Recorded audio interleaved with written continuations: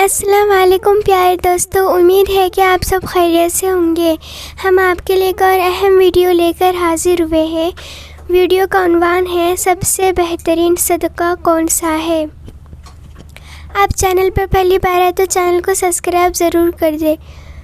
تو دوستو ویڈیو شروع کرتے ہیں۔ تو ان دونوں مدوں میں خرچ کیا کرو۔ کرو گے کب؟ لوگ کہتے ہیں اچھا ٹھیک ہے، وہ ایک دو کو تو کھلا دیتے ہیں، جو بڑا اماؤنٹ جو ہے نا، جیسے اپنی شادی بیاہ پہ خرچ کرتے ہیں، گاڑیوں پہ خرچ کرتے ہیں، مکان پہ خرچ کرتے ہیں، اس ٹائپ کا اماؤنٹ اللہ کے لیے خرچ، اللہ کے لیے بس وائپر والے کو 20 روپے۔ اب تو 20 ریٹ تھوڑے بڑھ گئے، ورنہ 5 پہ چل رہے تھے، وہ پھر کھلا مانگ بھی رہے ہوتے تھے۔ وہ پھر کیا مانگ رہے ہوتے تھے؟ ایک آدمی نے کسی فقیر سے کہا کہ ایک فقیر کسی آدمی کے پاس آیا کہ اللہ کے نام پہ نا پتہ نہیں کچھ چائے پلا دو یا کچھ کھانا کھلا دو۔ تو اس نے 100 کا نوٹ نکالا، بولا کہ 50 روپے ہیں؟ اس نے کہا ہاں۔ اس نے کہا کہ 50 روپے دے گا واپس لے گا؟ اس نے کہا پہلے وہ اس سے پی لو جا کے۔ ٹھیک ہے، یہ بھی لوگوں کو جانچنے کا ایک، بھائی بھکاری سے بولے جی پہلے وہ پیسے تو خرچ کرنا تھے، تیرے پاس ہیں۔ یہ بھی ایک طریقہ، بڑا خاندانی طریقہ ہے یہ، ٹھیک ہے نا۔ تو کیا بات کر رہے تھا یار، اصل میں آج میں اتنا صبح سے گھوم رہا ہوں نا، آج میں 1 منٹ کے لیے نہیں بیٹھا ہوں۔ صبح سے یہ کام وہ کام، ادھر ملاقات، ادھر جاؤ، فلاں ملتان سے آئے، فلاں کھانے وال سے آئے، فلاں جماعت آئی ہوئی ہے، فلاں یہ ہو رہا ہے۔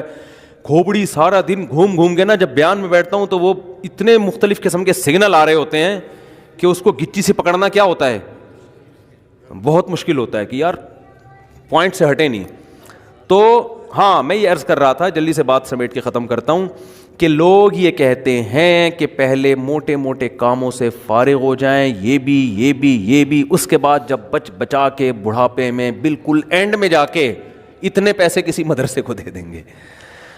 نبی صلی اللہ علیہ وسلم نے فرمایا، انسان ساری زندگی، حدیث کا مفہوم ہے، مال جمع کر کے رکھتا ہے اور کہتا ہے کل خرچ کروں گا، کل خرچ کروں گا، کل خرچ کروں گا، پھر جب بڑھاپا آتا ہے کہتا ہے یہ فلاں کے لیے اور یہ فلاں کے لیے۔ فرمایا وقت کان علی فلان، اب تو وارثوں کا حق اس پہ ہو گیا۔ اب تو وارث کہیں گے ابا ہمیں محروم کرنے کے لیے، اپنی تو ساری عیاشی ابا نے کر لی، اب جب ابا کا انا للہ ہونے والا ہے، دنیا سے جانے والے ہیں، اب بچوں کو نظریں ہوتی ہیں دو دکانیں ابا کی میرے حصے میں آئیں گی، چلو ابا سے ایسی لالچ تو نہیں کرنی چاہیے، لیکن بہرحال پتہ ہے کہ یار چلو ابا نے بنائی، اب ہمارے کام آئیں گی۔ اب ابا کیا کر رہے ہیں؟ فلاں 2 دکانیں مدرسے کو دے دو، فلاں فیکٹری کو دے دو، یتیم خانے کو دے دو۔ تو اس میں نقصان کس کا ہو رہا ہے؟ کیونکہ اب تو ابا کو ضرورت نہیں ہے۔ تو نہ کرنے سے یہ بھی پھر بھی بہتر ہے، 1/3 کے اندر کہ بچوں کو نقصان نہ ہو۔ اگر بچوں کو نقصان ہو رہا ہے پھر تو یہ بالکل صحیح نہیں ہے۔ حدیث میں آتا ہے کہ آخر عمر میں نا اس طرح سے صدقہ کر دینا کہ بچے دوسروں کے محتاج بن جائیں، آپ صلی اللہ علیہ وسلم نے اس کی اجازت نہیں دی ہے۔ لیکن اگر بچوں کے لیے اتنا چھوڑ کے جا رہے ہو آخر عمر میں کہ وہ اپنے پاؤں پہ اچھی طرح کھائیں گے پیئیں گے، تو پھر 1/3 آپ صدقہ بھی کر سکتے ہیں، جائز ہے اور اس کا بھی ثواب ملے گا۔ لیکن میرے بھائی یہ خاندانی صدقہ نہیں کہلائے گا، اس لیے کہ آپ نے تو بھرپور عیاشی کر لی نا۔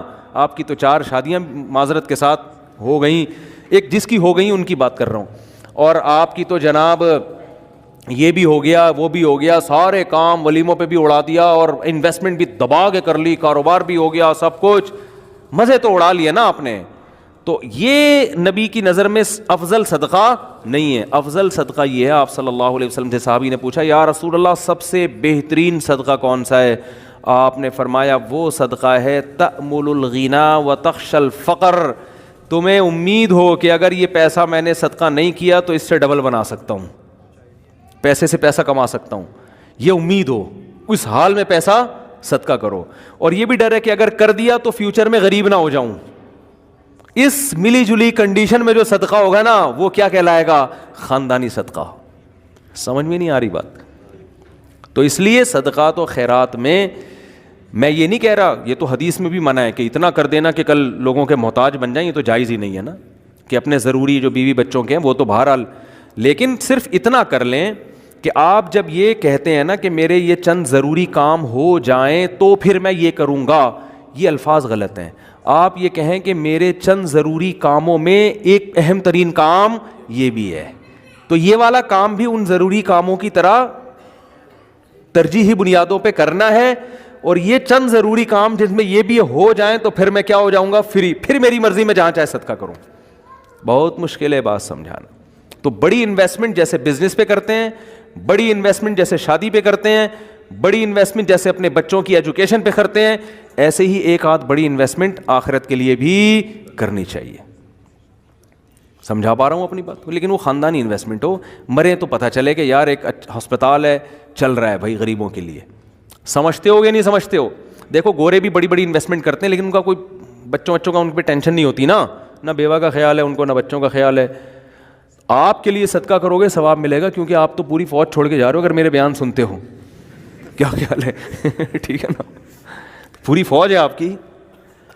تو دونوں. اور پھر عجیب بات ہے, آپ نے اس نیت سے نہیں کرنا کہ ریٹرن ملے گا, اسی نیت سے کرنا ہے کہ میں نے جو خرچ کیا وہ گیا, ختم, بس دنیا میں نیکی کر دریا میں ڈال.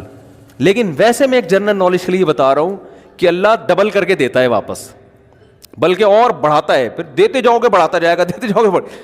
حدیث میں آتا ہے ما نقصت صدقۃ من مال, صدقے سے مال میں کبھی بھی کمی نہیں ہوتی نہیں ہے. لیکن آپ نے یہ نیت نہیں کرنی, آپ نے یہ نیت کرنی ہے کہ میں دے رہا ہوں اور مجھے نقصان نہیں ہوگا اس کا, میرا کاروبار بھی کم ہو جائے گا اور میرے گھر میں بھی تھوڑا خرچہ کیا ہو جائے گا. یعنی میری اپنی بیوی بچوں سے تو خرچہ مت روکو, ان کو نہ بھینٹ چڑھاؤ اپنے توکل کی, ٹھیک ہے نا. اپنا, میری گاڑی تھوڑی سی سستی ہو جائے گی, یہ ہو جائے گا وہ ہو جائے گا, اپنے اوپر تو رکھ کے سب کچھ کرو. یہ نیت یہی کرو کہ یار کمی ہو جائے گا. لیکن ویسے میں جنرل نالج کے لیے بتا رہا ہوں کم ہوتا نہیں, کیونکہ اگر آپ نے نیت یہ کر لی نا کہ بڑھ جائے گا, پھر نہیں بڑھے گا, پھر نہیں بڑھے گا. اور اس میں بات چاہ کے کمپلیٹ ہو جائے, لیکن اس میں آپ نے یہ دیکھنا ہے آپ میں توکل کتنا ہے. صحیح ہے نا. کل آزمائش آئی تو ایسا نا یار مجھ سے آپ کا بیان ہی گلے پڑ گیا یار, تو کوئی بات نہیں, پہلے یہ والے بھی کر لو پھر کر لو, تو خاندانی نہ ہو, غیر خاندانی صدقہ بھی ہو تو چلو صدقہ تو ہو گیا نا. تو خاندانی صدقے کے لیے تھوڑی سی کھوپڑی بھی خاندانی ہونی چاہیے, تو یہ ظرف بھی ہونا چاہیے اسی حساب سے, تو اپنی حیثیت دیکھ کے. لیکن میرا مقصد صرف یہ ہے کہ یار کچھ تو انویسٹمنٹ آخرت کے لیے بھی جوانی میں جب آپ کو ضرورت ہے, بڑھاپے کے لیے نہ رکھو. بڑھاپے میں اللہ اور توفیق دے دے گا. اور صدقہ ایسی چیز ہے جس کو ایک دفعہ عادت پڑتی ہے نا, پھر ہاتھ رکتا نہیں ہے اس کا. آدمی بعض دفعہ ایک بڑا اماؤنٹ خرچ کرتا ہے کہ یار یہ میں بڑا اماؤنٹ خرچ کر رہا ہوں بس تاکہ ایک دفعہ ہو جائے, کل مروں, کوئی بھروسہ نہیں, کل مر جاؤں تو صدقہ جاریہ ہوگا. تو ایک دفعہ کرو گے نا, عادت ایسی پڑتی ہے اس کی, پھر کل دوبارہ یہی سوچ کے دوبارہ کرو گے. یہ اللہ کی طرف سے ایک نعمت ہے کہ جو کرتا ہے پھر اللہ اس کو صدقے کرنے کی توفیق دیتا رہتا ہے. تو یہ سب سوچ سمجھ کے. تو ہاں اچھا, اس میں پھر دو کام کرنے ہیں.